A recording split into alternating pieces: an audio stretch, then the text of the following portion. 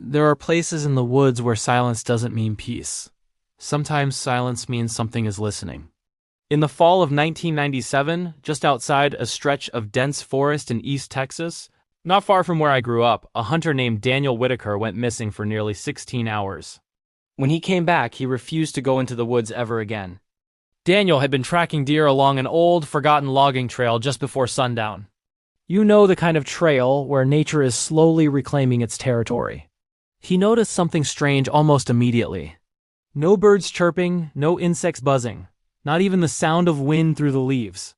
Just this heavy, overwhelming stillness pressing in from all sides. Then came the first knock.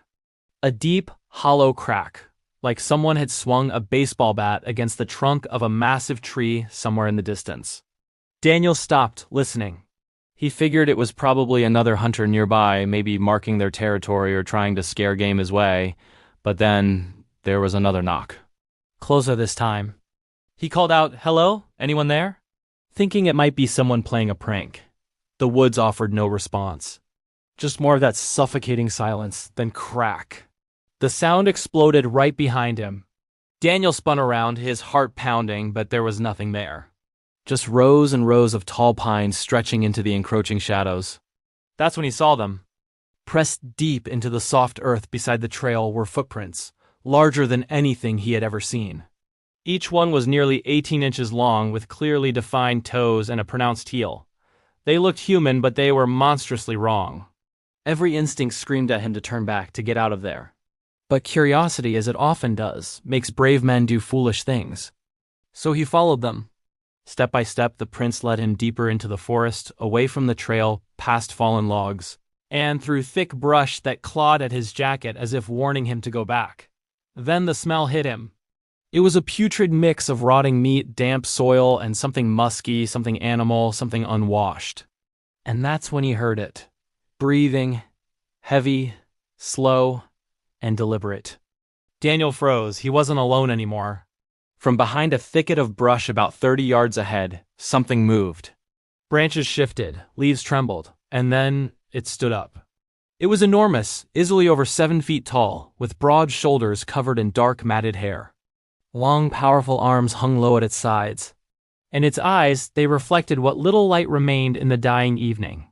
Daniel couldn't move. He couldn't even breathe. The creature just stared at him, tilting its massive head as if trying to figure out what he was. Then it took a step forward, and another. The ground itself seemed to vibrate beneath its immense weight. Suddenly, a loud knock echoed from somewhere behind Daniel. And from the darkness ahead, another knock answered. Then another and another, from different directions. They weren't alone. There were more of them. Pure, primal fear took over. Daniel turned and ran. He didn't care about the path. He just ran. Branches whipped across his face as he tore through the undergrowth. Behind him, he could hear crashing, heavy movement, something massive keeping pace just out of sight. Every few seconds, crack! A tree knock echoed through the woods, getting closer and closer. He doesn't remember how he made it back to his truck, doesn't remember starting the engine or peeling out onto the dirt road. All he knew was that when he dared to look back toward the tree line, a dark, hulking figure was standing there, watching him disappear. Daniel sold all of his hunting gear the very next day. He moved away a month later. And to this day, he maintains one simple piece of advice. If you ever find yourself in the woods and you hear a strange knocking sound, don't investigate. And whatever you do, don't knock back. Because something might just answer. They say if you go deep enough into the forest, you'll eventually hear something that doesn't want to be found. For centuries, stories of a massive human-like creature have echoed through the wilderness of North America. Known by many names, Sasquatch, skunk ape, the forest giant, but most commonly, Bigfoot. Descriptions are surprisingly consistent. Witnesses claim the creature stands anywhere from 7 to 10 feet tall, covered head to toe in dark matted hair. Its stride is long and deliberate. Its shoulders are broad and its eyes glow faintly in the dark when caught in a beam of light. But the most chilling detail? It walks like us. In 1958, in Northern California, enormous footprints were discovered at a logging site near Bluff Creek. Workers began finding tracks measuring over 16 inches in length. Soon after, similar prints were reported across Washington, Oregon, and even as far as Texas. Yes, Texas. Hunters in the piney woods have reported hearing heavy footsteps pacing their camps at night, distant knocks echoing through the trees, and low, guttural growls that seem almost human. Locals say the forest goes silent before it appears. No crickets, no wind, just stillness. As if everything around you knows something you don't. Then came the footage. In 1967, two men claimed to have captured film of a large, ape-like creature walking along a dry creek bed in Northern California. The short clip shows a massive figure striding confidently through the open terrain. Before turning to look directly at the camera, even today, experts argue over its authenticity. Is it a man in a suit? Or is it something that has learned to stay hidden? Over the decades, thousands of sightings have been reported across North America. Many from experienced outdoorsmen, hunters, rangers, and hikers who know the woods like the back of their hand. People who don't scare easily, and yet they all describe the same feeling.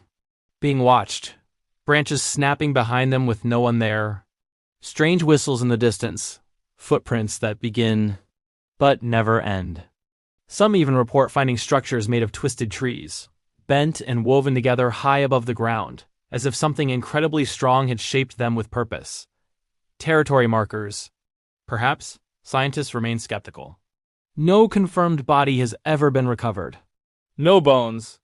No DNA that definitively proves the creature exists.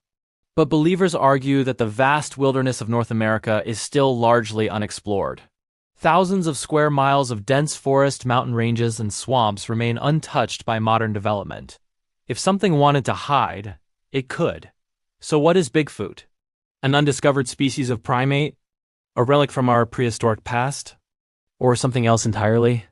Because in some Native American legends, Sasquatch isn't just an animal, but a spirit of the forest, a guardian, a being that exists somewhere between the physical world and the unknown. And maybe that's why we've never caught one. So the next time you find yourself deep in the woods, miles from civilization, and you hear something moving just beyond the tree line, ask yourself, is it just the wind? Or is something out there discovering you? Thank you for watching. If you have your own encounter story or a theory about Bigfoot, share it in the comments below. And don't forget to subscribe for more journeys into the unknown. What if something ancient, something massive, has been watching us from the forests for centuries? Deep within the untouched wilderness of North America, beyond the reach of cities and highways, lies a mystery that has terrified and fascinated mankind for generations. A creature said to stand over 8 feet tall, covered in thick, dark fur, leaving behind footprints far too large to be human. This is the legend of Bigfoot. The story of Bigfoot didn't begin in modern times. For hundreds of years, Native American tribes across North America told stories of a giant, human-like creature that roamed the forests. They called it Sasquatch, described as a powerful and mysterious being. Sasquatch was believed to live deep in the mountains and wooded valleys, avoiding human contact at all costs. Some tribes even believed it had supernatural abilities, that it could move silently through the trees, disappear without a trace, and watch from the shadows without ever being seen. To them, it wasn't just a creature. It was a spirit of the wilderness. In 1958, in the dense forests of Northern California, a construction crew stumbled upon something that would change everything. Massive footprints, each one measuring over 16 inches long. The media quickly picked up the story, giving birth to the name the world now knows, Bigfoot. Since then, thousands of sightings have been reported across the United States and Canada. Witnesses describe the same terrifying details. A towering figure walking upright like a human. Broad shoulders, long arms, and glowing eyes staring out from the darkness. Many claim to hear strange howls echoing through the night, or heavy footsteps circling their campsites. But whenever they look, nothing is there. Perhaps the most famous piece of evidence came in 1967. Two men, Roger Patterson and Bob Gimlin, captured what they claimed was a Bigfoot on film while riding through Bluff Creek, California. The grainy footage showed a large, ape-like creature walking across a clearing before glancing back at the camera. To this day, the Patterson-Gimlin film remains one of the most debated mysteries in cryptozoology. Some believe it's undeniable proof. Others insist it's an elaborate hoax. Yet, despite decades of searching, no body has ever been found. No bones. No undeniable DNA. Only stories, footprints, and shadows moving between the trees. So what is Bigfoot? An undiscovered species hiding deep within the wilderness? A relic from a prehistoric past? Or simply a legend born from fear of the unknown? Some believe Bigfoot exists just beyond the edge of our understanding, watching, waiting, remaining hidden in the darkest corners of the forest. And maybe, just maybe, the next time you hear something moving in the woods, you won't be alone.